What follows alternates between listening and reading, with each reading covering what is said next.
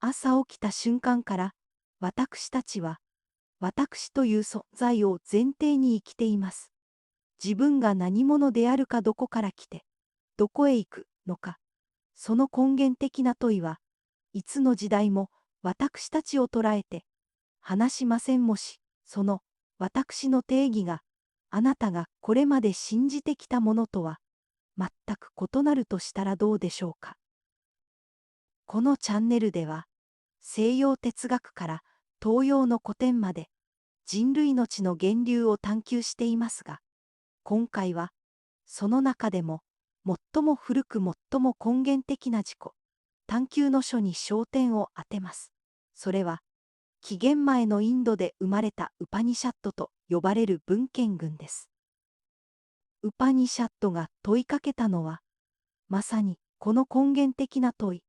私は誰なのかということでした。そして彼らが導き出した答えは、あまりにもラディカルで世界観を一変させるほど深いものでした。それは、個人としての私と宇宙の絶対的な実在とが本質的に同一であるという洞察です。私たちがこの世界で経験する苦悩や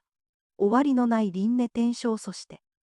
絶えず変化する自我というものが、実は一つの大きな誤解の上に成り立っているとしたら、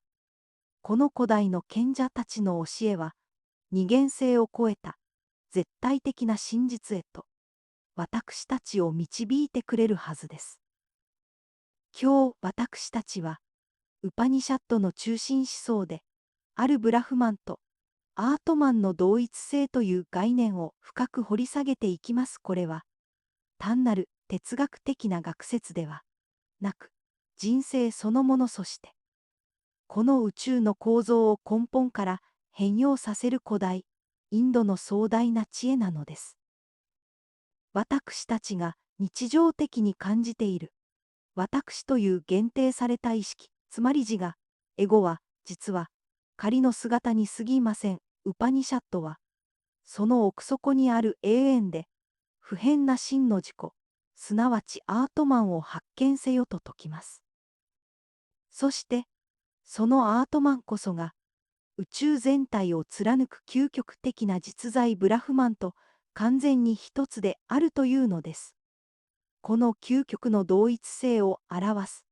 たった三つの言葉こそが、ウパニシャット、哲学の真髄タットヴァムアシ。つまりそれがお前であるなのです。この言葉が何を意味するのか、そして、この古代の教えが二千数百年を経た現代の私たちの生活倫理観、そして、心のあり方にいかに深い洞察を与えてくれるのか、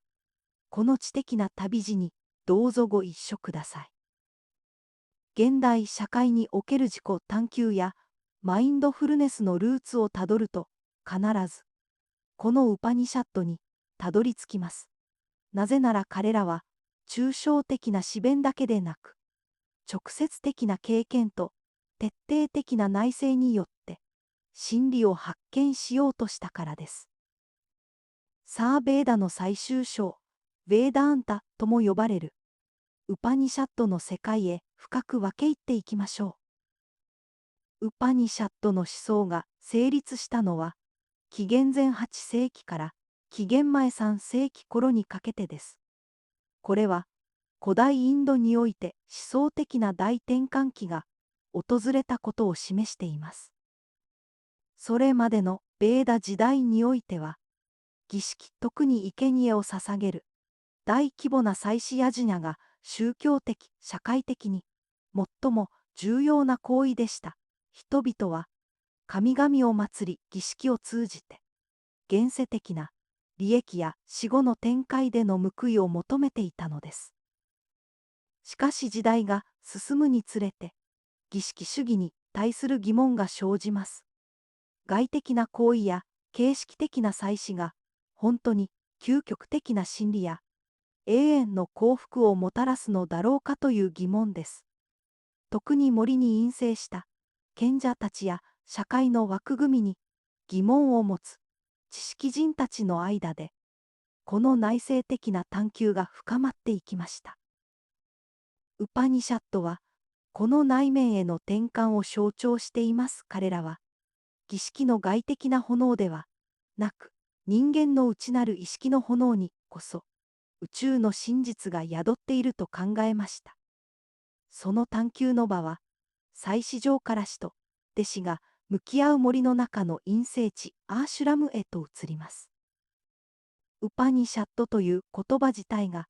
傍らに座るという意味を持ちます。これは、知識を持つし、グルの足元に弟子シシアが、うやうやしく座り、悲義的な知識、つまりブラフマンについての知識ブラフマ・ヴィディアーを直接伝授される様子を示しています。この時期古代インド社会では、輪廻転生サンサーラと業カルマの概念が明確に確立されていました。人は行為の結果によって生まれ変わりを繰り返すという思想です。この永遠の連鎖から解放されること、すなわち下脱モークシャこそが人生の究極的な目的とされました。ウパニシャットは、このサンサーラからの脱却の道を知識、すなわちジュニャーナヨーが知恵の道に見出しました。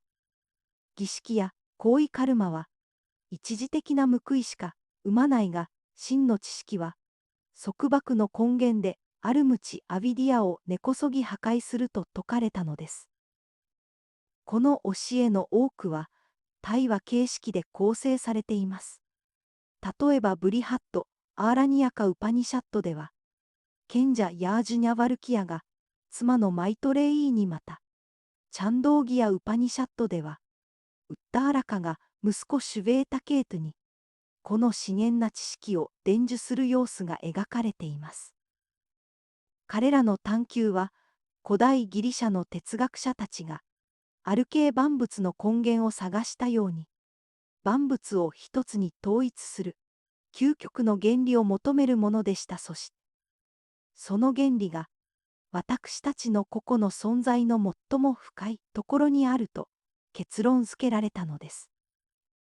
この時代、ウパニシャットの思想は、後のインド思想全体に決定的な影響を与えました。特に紀元前6世紀頃に起こった仏教やジャイナ教といった新しい思想的潮流もウパニシャットが確立したカルマ・サンサーラ・モークシャといった概念を土台としてそれぞれの教義を発展させていくことになります。このようにウパニシャットは単なる宗教文献ではなく人類が初めて外的な世界から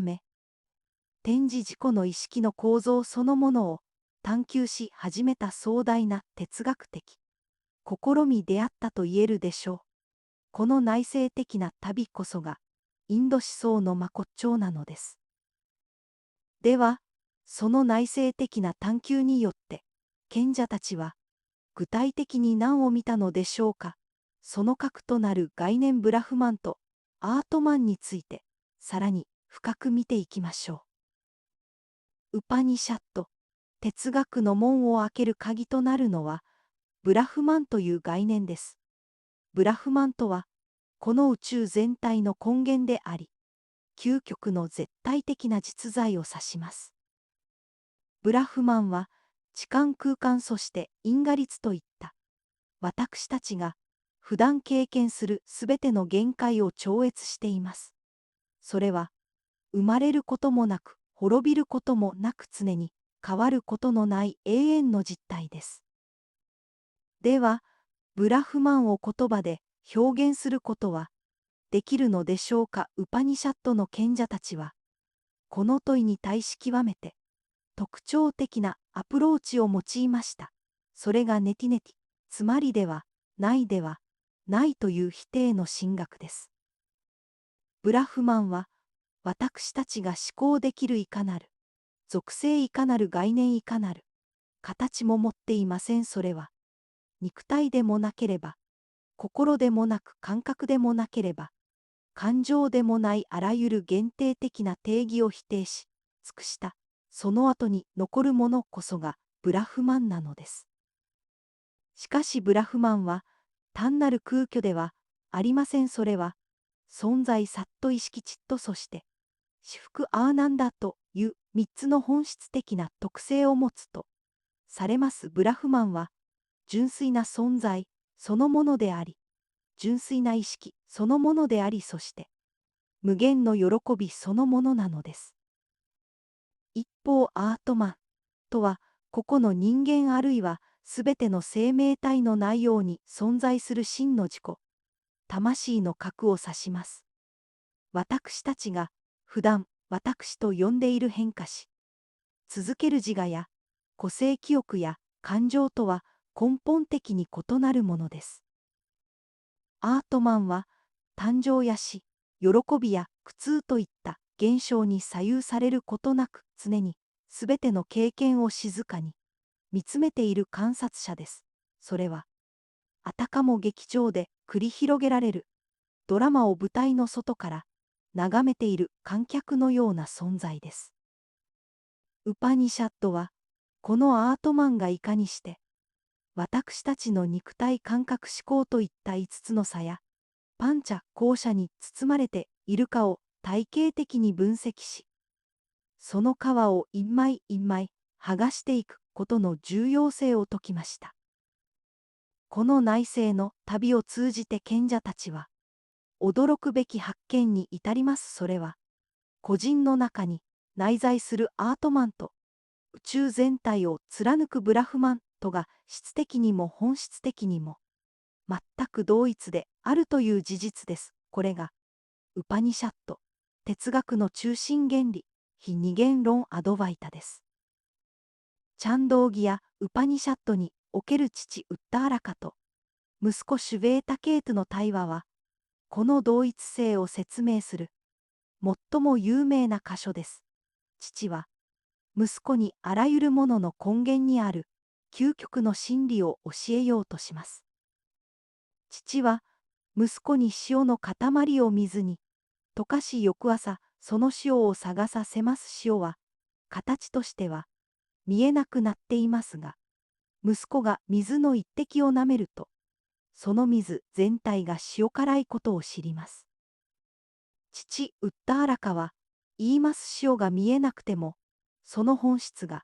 水全体に満ちているようにお前には見えないがこの宇宙全体に存在する最も微細な本質、それが真実であり、それがアートマンであると。そして決定的な言葉が続きます。タットワムアシ。それブラフマンがお前アートマンである。この言葉は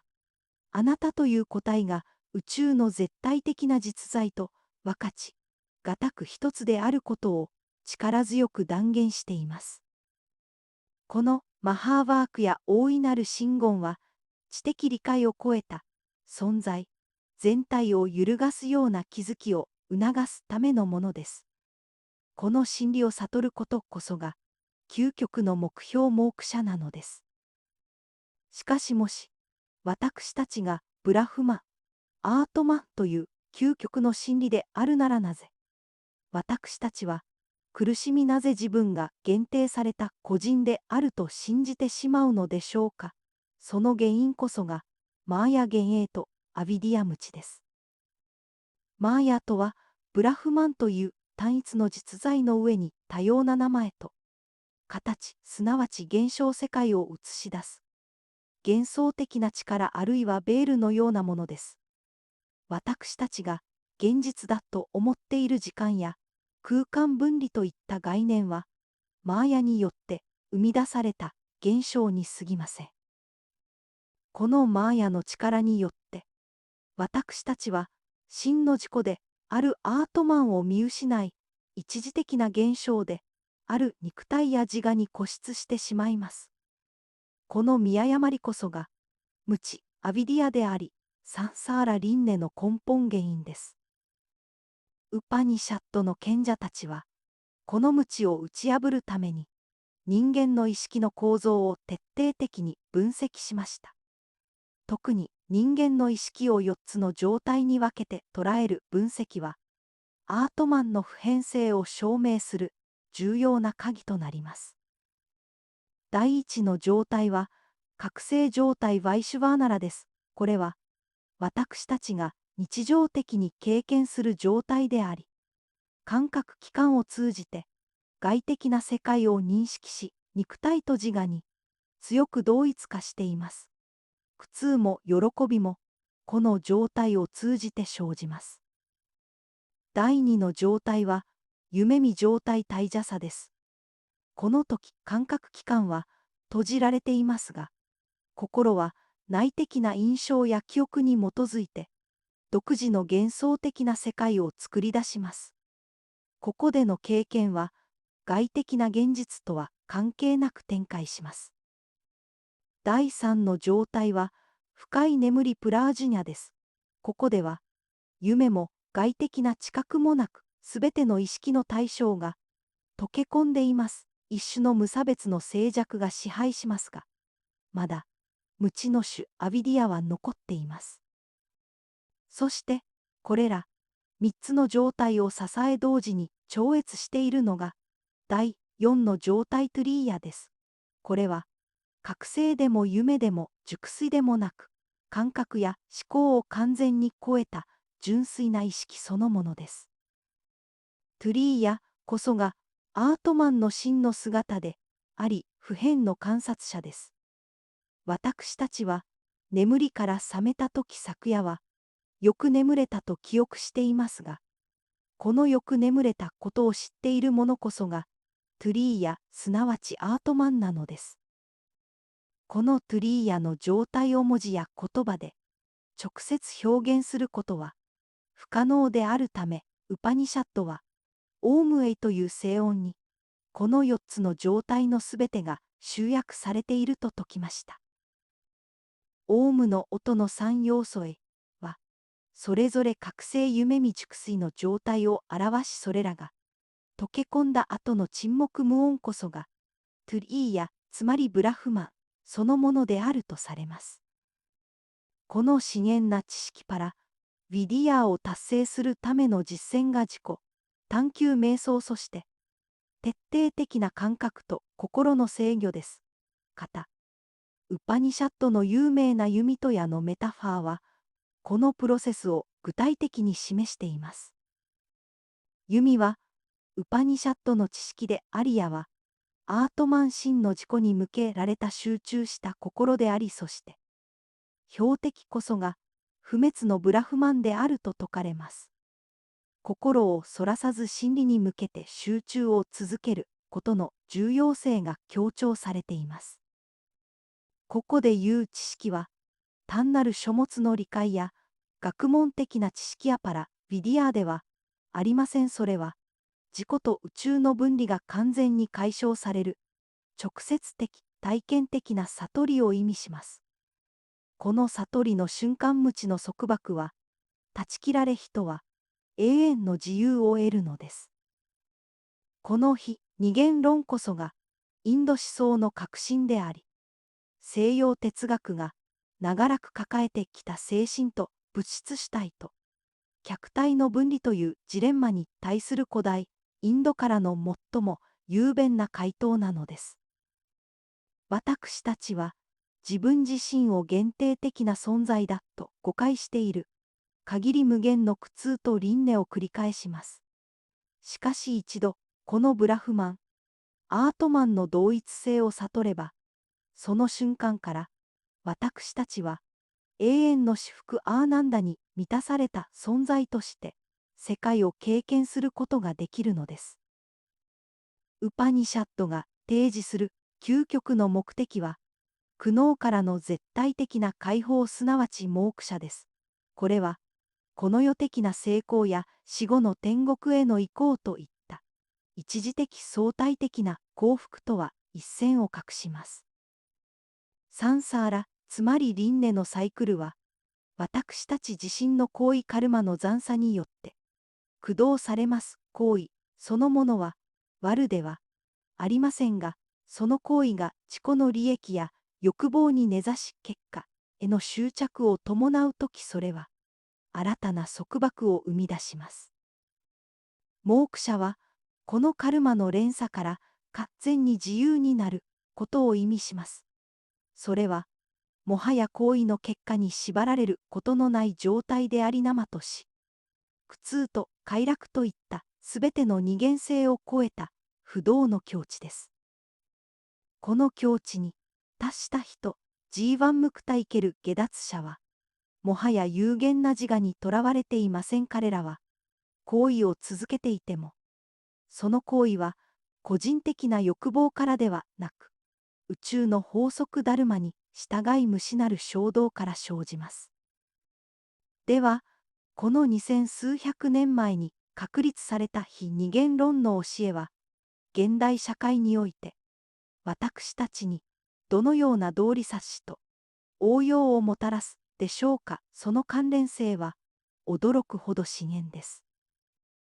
現代の私たちは、キャリアスのフォロワー数所有物といった外的な指標によって自己を定義しがちです。ウパニシャットの教えは、この現代的な自我の危機に対して、直接的な批判の枠組みを提供します。ブラフマン、アートマンの教えに従えば、私たちが追求し固執するこれら、すべての外的な識別詞や役割は一時的な鞘であり、マーヤの産物に過ぎません。真の自己は、それらすべてを超えた不変の観察者純粋な意識であるからです。この洞察は、心理的な回復力、レジリエンスを高める基盤となります。仕事で失敗したり人間関係で拒絶されたりしてもそれは、私自身ではない、私の一部が変化したに過ぎないと認識することで、苦痛からの同一化を解除できるからです。さらに、ウパニシャットの非二元論は、普遍的な倫理観の根拠となります。もし、それが、お前である。タット・ワムアシが真実ならば、他者を傷つける行為は、究極的には、自分自身を傷つける行為に他なりません。他者に対する慈悲アヒムサー非暴力は、単なる道徳的規範ではなく、存在、論的な真実に基づいた、必然的な行為となるのです。この哲学は、今日の環境問題や人種国境を超えた対立を乗り越えるための資源な基盤を提供します。この教えは、デカルト哲学以来西洋が抱えてきた心と体の分離二元論に対する東洋からの根本的な回答でもあります。ウパニシャットにおいては、心も体もすべてブラフマンという単一の実在の異なる現れに過ぎません。分離は最初から存在しないのです。この古代の知恵は、私たちに人生を限定された個人の視点からではなく、無限なる宇宙意識の視点から眺めることを促します。私たちが求めている真の平和と至福は、どこか遠い展開にあるのではなく、私たちの内なるアートマンの中に常に存在し続けているのです。さて、私たちは、ウパニシャットが提示した壮大な自己探求の旅をたどってきました。この古代の賢者たちの最も重要な発見は、極めて単純でありながら、究極の真理に他なりません。それは、私たちが日常的に経験する自我や苦悩の根源は、私たちが本来無限なる宇宙の実在ブラフマ、そのものであることを忘れている無知アビディアにあるということです。下脱モークシャは、何か新しいものを獲得する旅ではなく、すでに持っている真実を思い出す旅なのです。その鍵となるのがそれがお前であるタットワムアシという絶対的な同一性の認識です。この非二元論の哲学は、私たちが直面するあらゆる問題に対して根源的な解決策を提供します。私たちが抱える不安恐れそして分離感は、すべてが一つであるという真実に対する誤った信念から生じているからです。この探求を通じて、私たちは、自己という概念が持つ無限の可能性に気づかされます。自己を外的なもの有限なものとして、捉えるのをやめ内なる純粋な意識として、捉え直すとき、私たちは永遠の至福と自由をこの瞬間に体験し始めることができるのです。もしあなたがこの探求をさらに深めたいとお思いなら、まずは原点特に方ウパニシャットやチャンドーギやウパニシャットの対話に触れることをお勧めします。また、ウパニシャットの教えを実生活の指針へと昇華させたバガバットギーターもこの道を歩む上で欠かせない指針となるでしょう。ウパニシャットの教えは知識の探求が最終的に自己の変容へとつながる最も純粋な形を示しています。思考の限界を超え真の自己に出会う旅は今あなたの内面から始まるのです。あなたの知的な旅がより豊かなものとなりますように。また次の作品でお会いしましょう。